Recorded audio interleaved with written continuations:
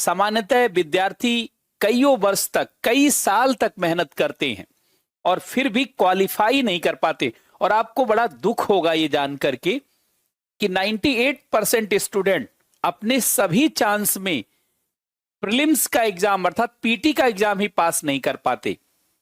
98% student अपने सभी chance में, अगर वो पीटी पास करते तो मेंस जरूर पास करते। बहुत सारे विद्यार्थियों की जो है समझ मेंस को लेकर अच्छी है, लेकिन पीटी एक गेटवे है।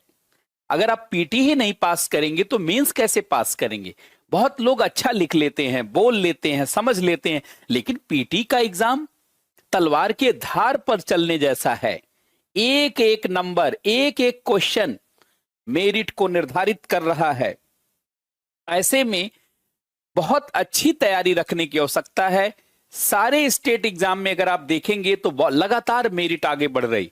आपने एमपीपीएससी का रिजल्ट देखा, सब लोग चौंक गए। बीपीएससी का पिछला जो आया पीटी का रिजल्ट, उससे लोग चौंक गए।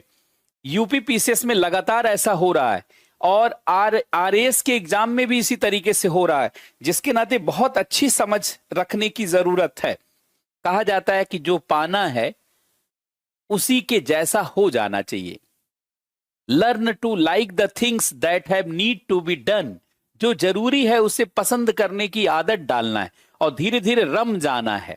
और जो रम जाता है जानते हैं उसे लक्ष्य जरूर प्राप्त होता है। और पूरा दिन रात लगा देना है, क्योंकि जीवन के परिवर्तन का ये बहुत सबसे आसान तरीका। आपको पता है पहले राजा बनने में बहुत समय लगता, पहले राजा बनने के लिए बहुत मेहनत करना पड़ता था। इवन राजा के लड़के को भी मेहनत करना पड़ता था।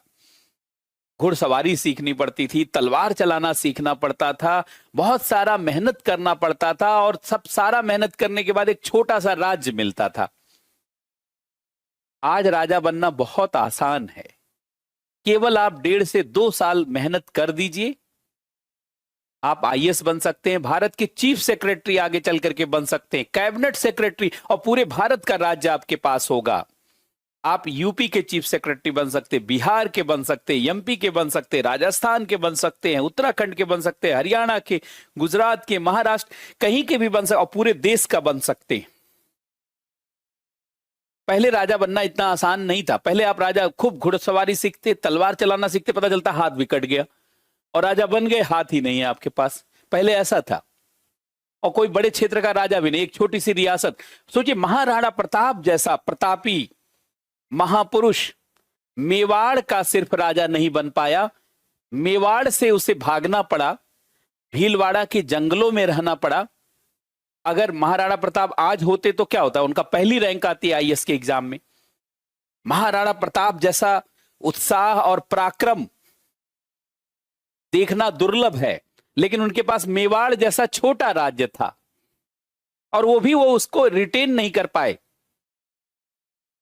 लेकिन आज जानते बहुत आसान कि सिर्फ खाली 8-10 नोट्स बनाना, मतलब 10-12 कॉपी बनाना है, नोट्स बनाना और पूरे भारत का राजा बन जाना है।